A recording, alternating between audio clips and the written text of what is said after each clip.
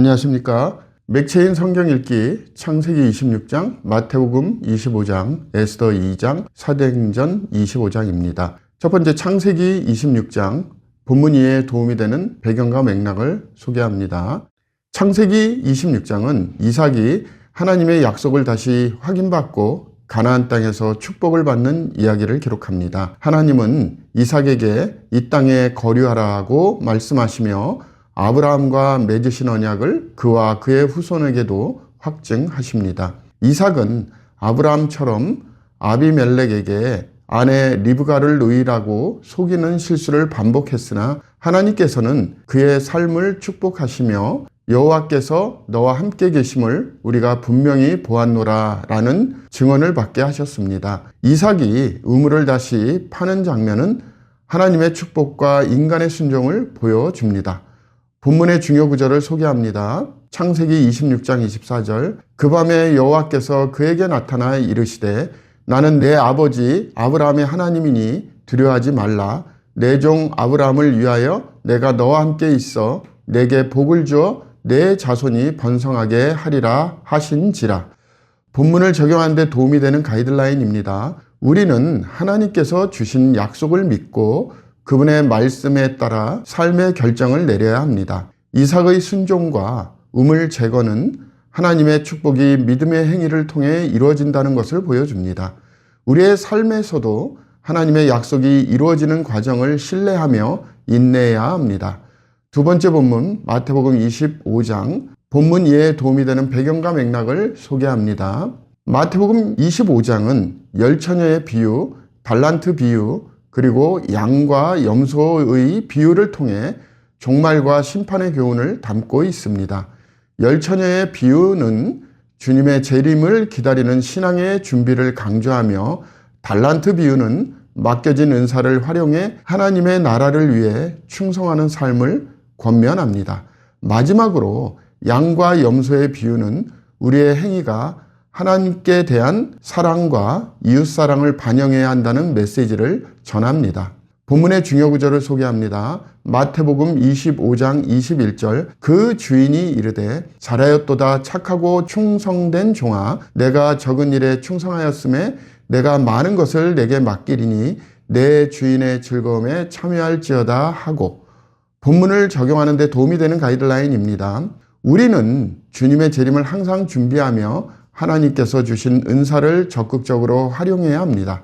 우리의 신앙은 이웃을 향한 사랑의 실천으로 나타나야 하며 하나님 앞에서 착하고 충성된 종으로 살아가야 합니다. 종말에 대한 교훈은 우리의 일상 속에서 신앙적 책임감을 가지고 살도록 격려합니다. 세 번째 본문 에스더 2장, 본문 이해에 도움이 되는 배경과 맥락을 소개합니다. 에스더 2장은 왕후 와스디가 폐위된 후 새로운 왕비를 찾기 위해 아하수에로 왕이 전국의 아름다운 처녀들을 모집하는 과정을 기록합니다. 에스더는 모르드게의 양녀로 유다 민족임을 숨기고 이 과정에 참여하여 왕의 총애를 받습니다. 에스더는 그의 지혜와 순종으로 왕비가 되었고, 모르드게는 왕을 해치려는 두 내시의 음모를 밝혀내어 왕의 목숨을 구합니다. 이 장은 하나님의 이름이 언급되지 않지만 하나님의 섭리가 에스더와 모르드게의 행적을 통해 역사 속에서 작용하고 있음을 보여줍니다. 중요한 단어로는 아하수에로, 에스더, 모르드게, 왕비가 있으며 수상궁이 주요 배경 장소입니다. 본문의 중요 구절을 소개합니다. 에스더 2장 17절에서 18절, 왕이 모든 여자보다 에스더를 더 사랑하므로 그가 모든 처녀보다 왕 앞에 더 은총을 얻은지라. 왕이 그의 머리에 관을 씌우고 와스디를 대신하여 왕으로 삼은 후에 왕이 크게 잔치를 베푸니 이는 에스더를 위한 잔치라. 모든 지방관과 신하들을 위하여 잔치를 베풀고 또 각 지방의 세금을 면제하고 왕의 이름으로 큰 상을 주니라. 본문을 적용하는 데 도움이 되는 가이드라인입니다. 에스더 2장은 하나님의 섭리가 보이지 않는 상황에서도 그의 백성을 위해 일하고 계심을 보여줍니다. 오늘날 우리는 상황이 이해되지 않을지라도 하나님의 주권과 계획을 신뢰해야 합니다. 에스더의 겸손과 순종은 우리의 삶에서 본받아야 할 태도이며 어떤 환경에서도 하나님의 뜻에 순종하며 살아가는 자세를 배워야 합니다. 또한 하나님께서는 그의 목적을 이루기 위해 우리 각자를 사용하신다는 사실을 깨닫고 자신의 삶을 그의 뜻에 헌신해야 합니다.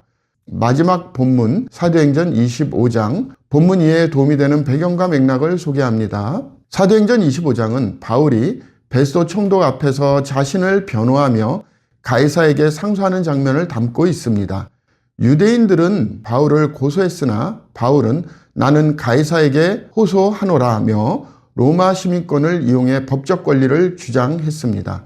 이후 아그리빠 왕과 베스도 앞에서 복음을 전할 기회가 주어지며 이는 하나님께서 바울의 사역을 로마로 확장시키는 계획을 보여줍니다. 이 장은 하나님의 섭리와 바울의 담대한 증언을 강조합니다.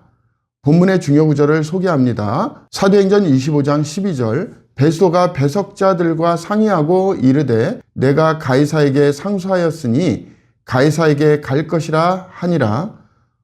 본문을 적용하는 데 도움이 되는 가이드라인입니다. 우리는 하나님의 섭리 속에서 주어진 상황을 활용해 복음을 전해야 합니다. 바울처럼 담대히 복음을 증거하며 어려움 속에서도 하나님의 계획이 이루어짐을 믿어야 합니다. 우리의 삶이 하나님의 증언의 도구가 되도록 헌신해야 합니다. 감사합니다.